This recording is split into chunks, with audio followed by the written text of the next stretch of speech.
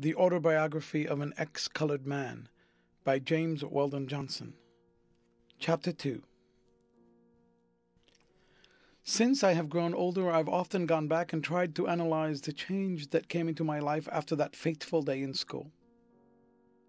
There did come a radical change, and young as I was, I felt fully conscious of it, though I did not fully comprehend it.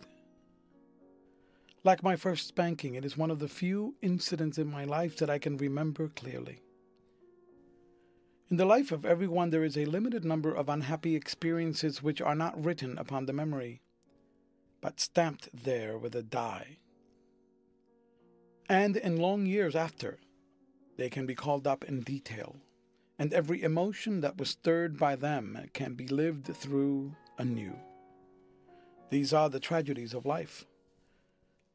We may grow to include some of them among the trivial incidents of childhood: a broken toy, a promise made to us which was not kept, a harsh, heart-piercing word, but these too, as well as the bitter experiences and disappointments of mature years, are the tragedies of life.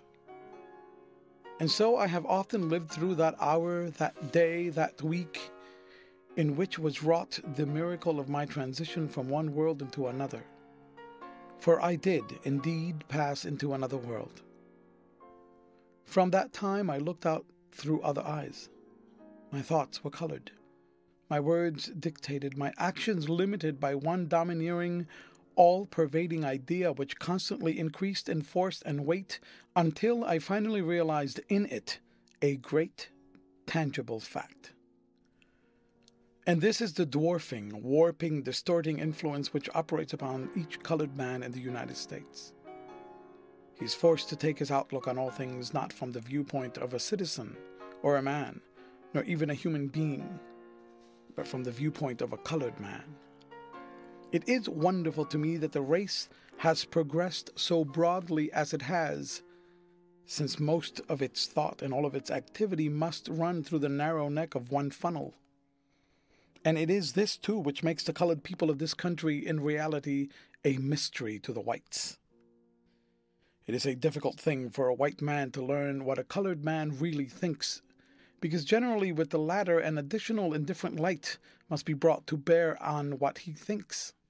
And his thoughts are often influenced by considerations so delicate and subtle that it would be impossible for him to confess or explain them to one of the opposite race.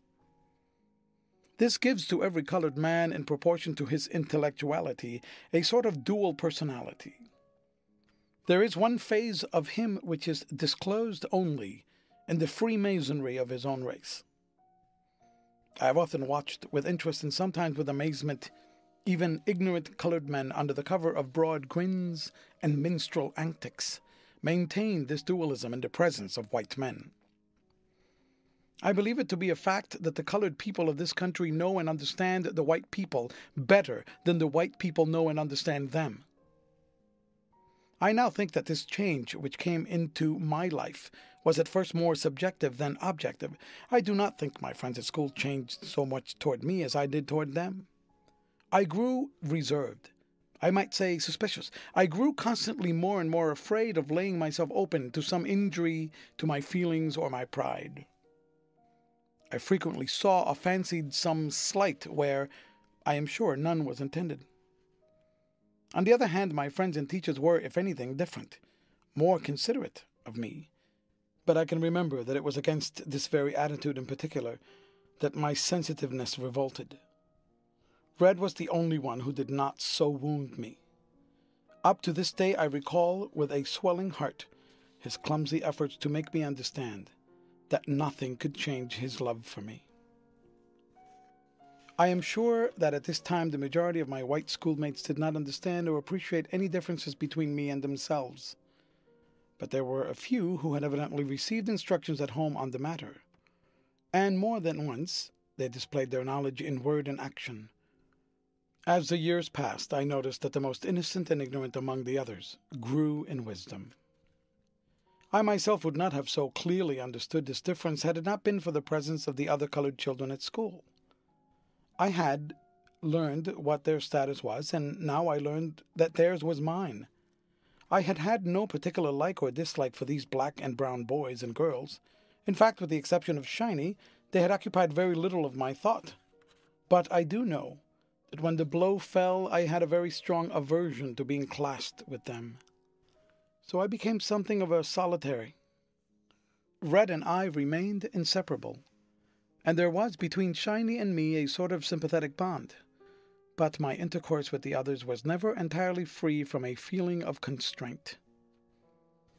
But I must add that this feeling was confined almost entirely to my intercourse with boys and girls of about my own age. I did not experience it with my seniors, and when I grew to manhood, I found myself freer with elderly white people than with those near my own age. I was now about 11 years old, but these emotions and impressions which I have just described could not have been stronger or more distinct at an older age. There were two immediate results of my forced loneliness. I began to find company in books and greater pleasure in music.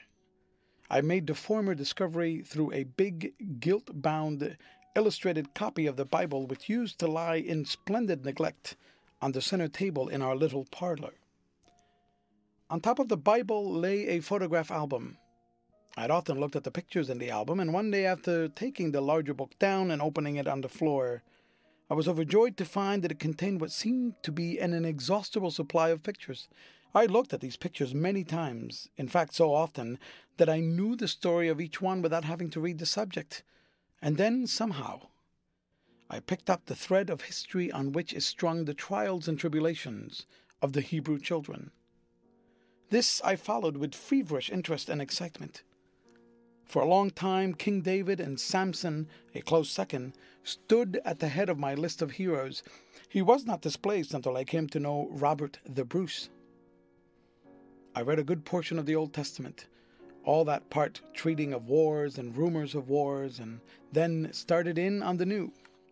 I became interested in the life of Christ, but became impatient and disappointed when I found that, notwithstanding the great power he possessed, he did not make use of it, when in my judgment he most needed to do so. So my first general impression of the Bible was what my later impression has been of a number of modern books, that the authors put their best work in the first part and grew either exhausted or careless toward the end. After reading the Bible, or those parts which held my attention, I began to explore the glass-doored bookcase, which I have already mentioned. I found there Pilgrim's Progress, Peter Parley's History of the United States, Grimm's Household Stories, Tales of a Grandfather, a bound volume of an old English publication, I think it was called The Mirror, a little volume called Familiar Science, and somebody's Natural Theology, which latter, of course, I could not read, but which, nevertheless, I tackled with the result of gaining a permanent dislike for all kinds of theology. There were several other books of no particular name or merit, such as agents sell to people who know nothing of buying books. How my mother came by this little library, which, considering all things, was so well suited to me, I never sought to know. But she was far from being an ignorant woman, and had herself very likely read the majority of these books, though I do not remember ever having seen her with a book in her hand, with the exception of the Episcopal Prayer Book. At any rate, she encouraged in me the habit of reading, and when I had about exhausted those books in the little library which interested me, she began to buy books for me. She also regularly gave me money to buy a weekly paper, which was then very popular for boys. At this time I went in for music with an earnestness worthy of maturer years. A change of teachers was largely responsible for this. I began now to take lessons of the organist of the church which I attended with my mother. He was a good teacher and quite a thorough musician.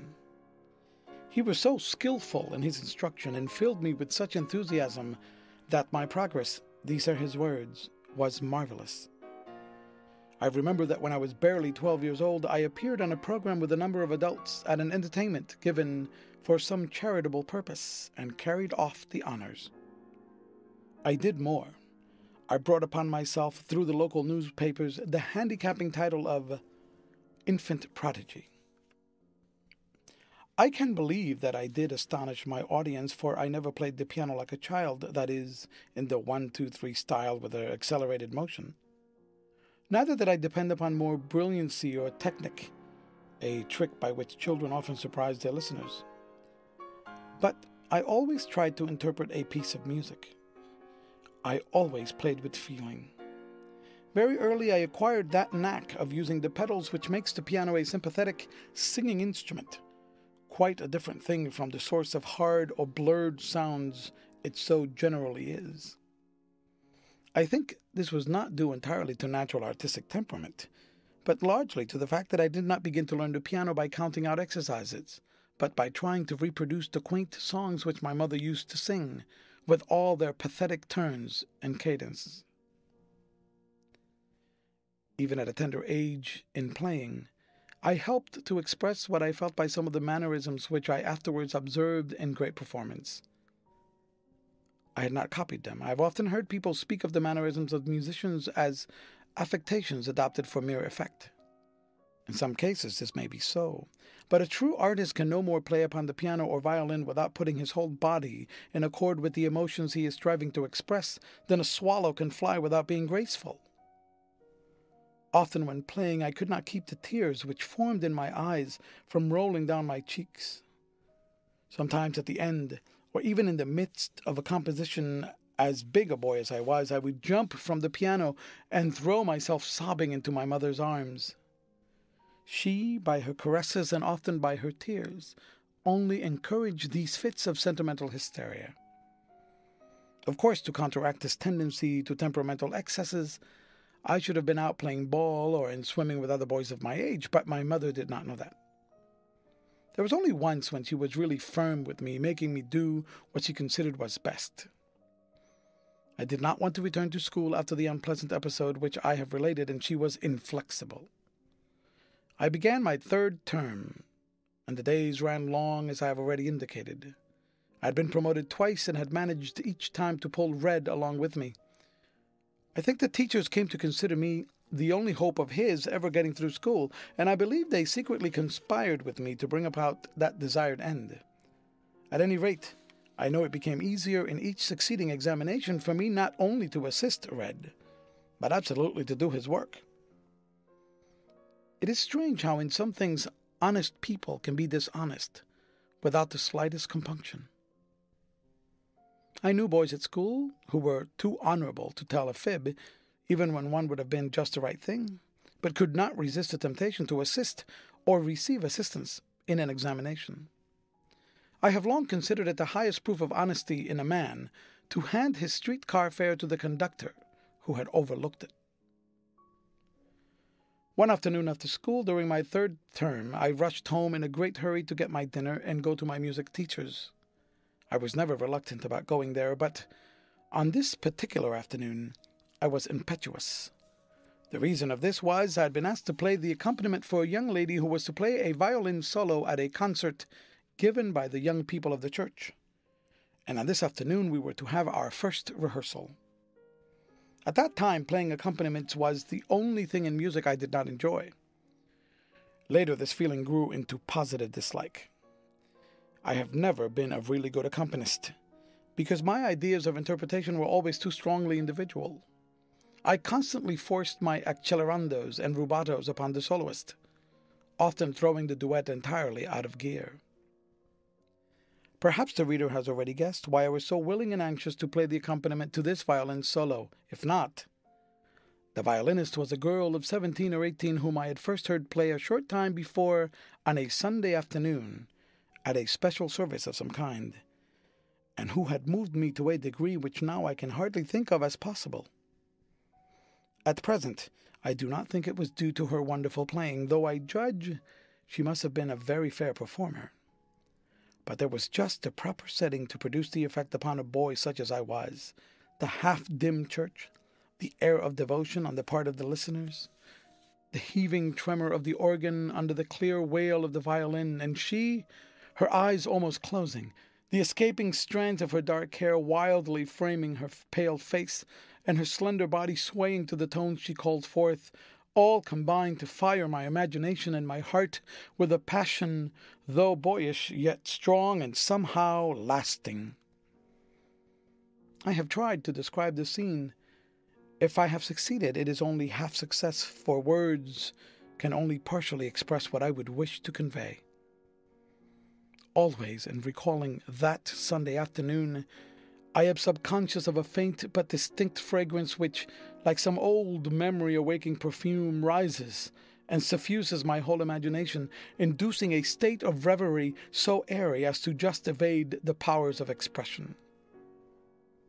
She was my first love, and I loved her as only a boy loves. I dreamed of her. I built air castles for her. She was the incarnation of each beautiful heroine I knew. When I played the piano, it was for her. Not even did music furnish an adequate outlet for my passion. I bought a new notebook, and, to sing her praises, made my first and last attempts at poetry. I remember one day at school, having given in our notebooks to have some exercises corrected, the teacher called me to her desk and said I couldn't correct your exercises because I found nothing in your book but a rhapsody on somebody's brown eyes. I had passed the wrong notebook. I don't think I have felt greater embarrassment in my whole life than I did at that moment. I was not only ashamed that my teacher should see this nakedness of my heart, but that she should find out that I had any knowledge of such affairs. It did not then occur to me to be ashamed of the kind of poetry that I had written. Of course, the reader must know that all of this adoration was in secret. Next to my great love for this young lady was the dread that in some way she would find it out. I did not know what some men never find out, that the woman who cannot discern when she is loved has never lived. It makes me laugh to think how successful I was in concealing it all. Within a short time after our duet, all of the friends of my dear one were referring to me as her little sweetheart, or her little beau, and she laughingly encouraged it. This did not entirely satisfy me. I wanted to be taken seriously. I had definitely made up my mind that I should never love another woman, and that if she deceived me, I should do something desperate. The great difficulty was to think of something sufficiently desperate. And the heartless jade, how she led me on. So I hurried home that afternoon, humming snatches of the violin part of the duet, my heart beating with pleasurable excitement over the fact that I was going to be near her, to have her attention placed directly upon me, that I was going to be of service to her, and in some way in which I could show myself to advantage. This last consideration has much to do with cheerful service. The anticipation produced in me a sensation somewhat between bliss and fear. I rushed through the gate, took the 3 steps to the house at one bound, threw open the door, and was about to hang my cap on its accustomed peg of the hall rack when I noticed that a particular peg was occupied by a black derby hat. I stopped suddenly and gazed at this hat as though I had never seen an object of its description. I was still looking at it in open-eyed wonder when my mother, coming out of the parlor into the hallway, called me and said there was someone inside who wanted to see me. Feeling that I was being made a party to some kind of mystery, I went in with her, and there I saw a man standing leaning with one elbow on the mantel, his back partly turned toward the door. As I entered, he turned, and I saw a tall, handsome, well-dressed gentleman of perhaps 35. He advanced a step toward me with a smile on his face. I stopped and looked at him with the same feelings with which I had looked at the derby hat, except that they were greatly magnified. I looked at him from head to foot, but he was an absolute blank to me until my eyes rested on his slender, elegant, polished shoes. Then it seemed that indistinct and partly obliterated films of memory began at first slowly, then rapidly to unroll, forming a vague panorama of my childhood days in Georgia. My mother broke the spell by calling me by name and saying, "This is your father." Father. Father. That was the word which had been to me a source of doubt and perplexity ever since the interview with my mother on the subject. How often I had wondered about my father, who he was and what he was like, whether alive or dead, and above all, why she would not tell me about him. More than once, I had been on the point of recalling to her the promise she had made me, but I instinctively felt that she was happier for not telling me and that I was happier for not being told. Yet, I had not the slightest idea what the real truth was. And here he stood before me, just the kind of looking father I had wistfully pictured him to be. But I made no advance toward him. I stood there feeling embarrassed and foolish, not knowing what to say or do. I am not sure but that he felt pretty much the same.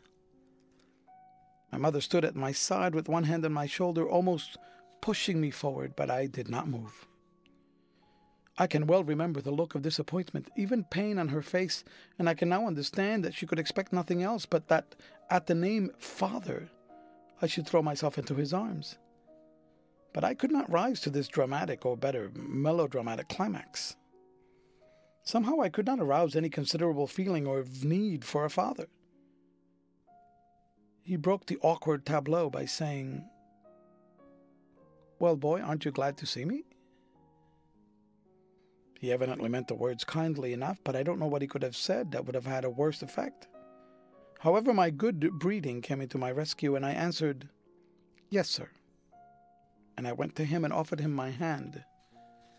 He took my hand into one of his, and with the other stroked my head, saying that I had grown into a fine youngster. He asked me how old I was, which of course he must have done merely to say something more, or perhaps he did so as a test of my intelligence. I replied, 12, sir. He then made a trite observation about the flight of time, and we lapsed into another awkward pause. My mother was all in smiles. I believe that was one of the happiest moments of her life. Either to put me more at ease or to show me off, she asked me to play something for my father. There is only one thing in the world that can make music, and at times and under all circumstances up to its general standard, that is a hand organ, or one of its variations. I went to the piano and played something in a listless, half-hearted way. I simply was not in the mood. I was wondering while playing when my mother would dismiss me and let me go, but my father was so enthusiastic in his praise that he touched my vanity, which was great. And more than that, he displayed that sincere appreciation which always arouses an artist to his best effort, and, too, in an unexplainable manner makes him feel like shedding tears. I showed my gratitude by playing for him a Chopin waltz, with all the feeling that was in me. When I had finished, my mother's eyes were glistening with tears. My father stepped across the room, seized me in his arms, and squeezed me to his breast. I am certain that for that moment, he was proud to be my father. He sat and held me, standing between his knees, while he talked to my mother.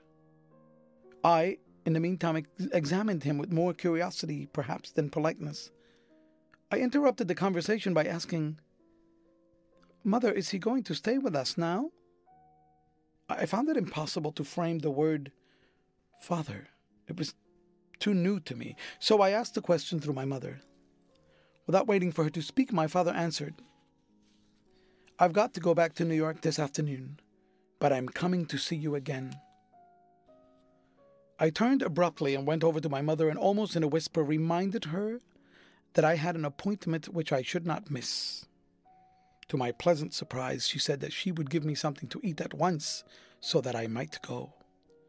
She went out of the room and I began to gather from off the piano the music I needed. When I had finished, my father, who had been watching me, asked, "Are you going?" I replied, "Yes, sir. I've got to go practice for a concert." He spoke some words of advice to me about being a good boy and taking care of my mother when I grew up, and added that he was going to send me something nice from New York. My mother called and I said goodbye to him and went out. I saw him only once after that. I quickly swallowed down what my mother had put on the table for me, seized my cap and music, and hurried off to my teacher's house. On the way I could think of nothing but this new father, where he came from, where he had been, why he was here, and why he would not stay. In my mind, I ran over the whole list of fathers I had become acquainted with in my reading, but I could not classify him. The thought did not cross my mind that he was different from me, and even if it had, the mystery would not thereby have been explained. For notwithstanding my changed relations with most of my schoolmates, I had only a faint knowledge of prejudice and no idea at all how it ramified and affected the entire social organism. I felt, however, that there was something about the whole affair which had to be hid. When I arrived, I found that she of the brown eyes had been rehearsing with my teacher and was on the point of leaving. My teacher, with some expressions of surprise, asked why I was late, and I stammered out the first deliberate lie of which I have any recollection. I told him that when I reached home from school, I found my mother was quite sick, and that I had stayed with her a while before coming. Then, unnecessarily and gratuitously, to give my words force of conviction, I suppose, I added, "I don't think she'll be with us very long." In speaking these words, I must have been comical, for I noticed that my teacher, instead of showing signs of anxiety or sorrow, half hid a smile. But how little did I know that in that lie I was speaking a prophecy. She of the brown eyes unpacked her violin, and we went through the duet several times. I was soon lost to all other thoughts in the delights of music and love. I say delights of love without reservation, for at no time of life is love so pure, so delicious, so poetic, so romantic as it is in boyhood. A great deal has been said about the heart of a girl when she stands where the brook and river meet. But what she feels is negative. More interesting is the heart of a boy when just at the budding dawn of manhood he stands looking wide-eyed into the long vistas opening before him, when he first becomes conscious of the awakening and quickening of strange desires and unknown powers, when what he sees and feels is still shadowy and mystical enough to be intangible and so more beautiful, when his imagination is unsullied and his faith new and whole, then it is that love wears a halo. The man who has not loved before he was 14 has missed a foretaste of Elysium. When I reached home, it was quite dark, and I found my mother without a light, sitting rocking in a chair as she so often used to do in my childhood days, looking into the fire and singing softly to herself. I nestled close to her, and with her arms around me, she haltingly told me who my father was. A great man, a fine, gentle man. He loved me and loved her very much. He was going to make a great man of me. All she said was so limited by reserve and so colored by her feelings that it was but half truth, and so I did not yet fully understand. End of chapter, read by Jorge Acosta.